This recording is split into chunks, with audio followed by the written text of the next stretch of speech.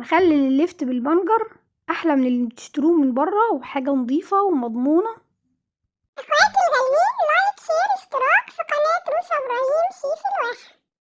نسمي الله ونصلي على رسول الله ونبدا على طول. طبعا اللفت بيجي بنشيل الورق بتاعه للي حب يعمله محشي، وبعد كده بننقعه في الميه ونغسله من الطين كويس قوي قوي.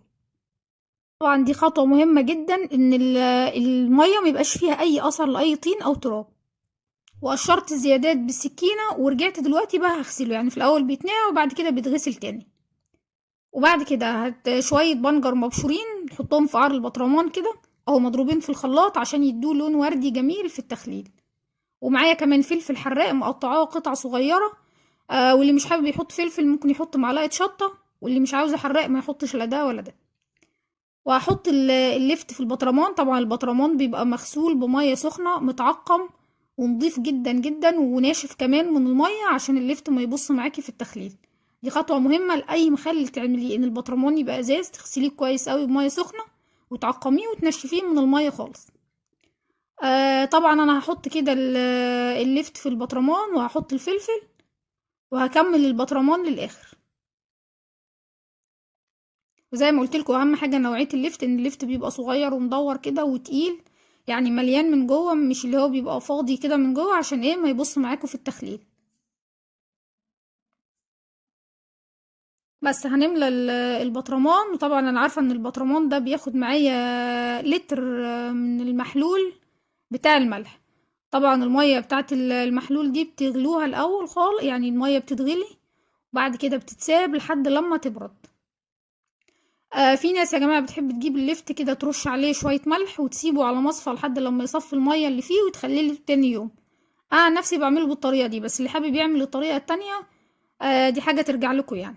والعواد اللي هي بتبقى الخضرة دي بتاعة اللفت انا بحب احطها في البطرمان في التخليل، يعني بيبقى طعمها حلو. وبرضو اللي ما بيحبهاش يعني ما يحطهاش، دي حرية شخصية. بس انا عادي هخلي اللفت كده من غير ما ارش عليه ملح ولا اي حاجة. وده المحلول. طبعا المية بتبقى اتغلت وبردت خالص خالص.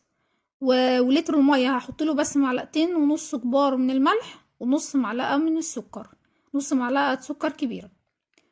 ومش هحط له خل لسبب، لان انا هخلي الكمية كبيرة ومش هتتاكل كلها في يوم ولا يومين ولا 3، فعشان كده مش هحط خل عشان ما يتهريش. لو انتي بتخليلي مثلا بطرمان صغير هتاكليه في يوم او يومين حطيله خل، هيستوي معاكي بعد 3-4 ايام كده وهتاكليه على طول بسرعة. هتخليلي كمية كبيرة وتقعد معاكي وقت طويل، لا الخل هيهريه. وبالذات الليفت او الخيار والحاجات دي. طبعا لتر مية يا جماعة اللي اهو بالازازة دي، ازازة الحاجة الساعة الصغيرة دي لتر مية. طبعا يا جماعة اللي يعرف يجيب الملح اللي هو بيتجاب من عند العطار اللي هو بيعمل زي الحجارة الصغيرة ده، الملح ده بيبقى حلو جدا جدا كمان في التخليل. بس اللي مش هيعرف يجيبه يخلل بقى بملح الطعام اللي هو العادي ده. كده انا خلاص جهزت المحلول بتاع التخليل، هفضيه على البطرمان على طول. طبعا اللي عاوز المخلل يتخلل معاه بسرعة يعني وهيعمل كمية صغيرة هيحط على اللتر مية ده معلقتين من الخل بس، هيتخلل معاكي بسرعة. بس اهم حاجة انك تاكليه وما تقعدوش فترة عشان ايه ما يتريش منك. وطبعا زي اي مخلل يا جماعة بعد ما بيستوي بتحطوه في التلاجة وتشيلوا منه بمعلقة نظيفة وناشفة عشان ما تظهرلوش الطبقة البيضة اللي هي على الوش. واحنا كمان بنخلله دلوقتي نحط عليه كيس بلاستيك او ورق استرتش وهنقفله كويس قوي قوي برضو عشان ما تلاقوش عليه اي طبقة بيضة ولا المخلل يبوظ معاكم. لو اتبعتوا كل الحاجات دي هتعملوا مخلل احلى بكتير قوي قوي من اللي انتوا بتشتروه من بره، ونضيف وطريقته مضمونة وطعمه بيبقى في منتهى الجمال. وطبعا اللي عاوز مخلي اللفت ده بقى يقعد معاه لفترة طويلة خالص، ده هيخلي الراس اللي هي بتبقى صغيرة الراس على بعضها من غير اصلا ما يقطعها ولا اي حاجة، وتتقطع بس عند الاكل.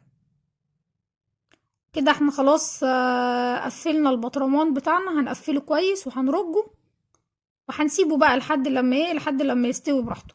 ممكن ياخد حوالي اسبوع. بس هرجه كده كويس وهسيبه بقى لحد لما يتخلل براحته.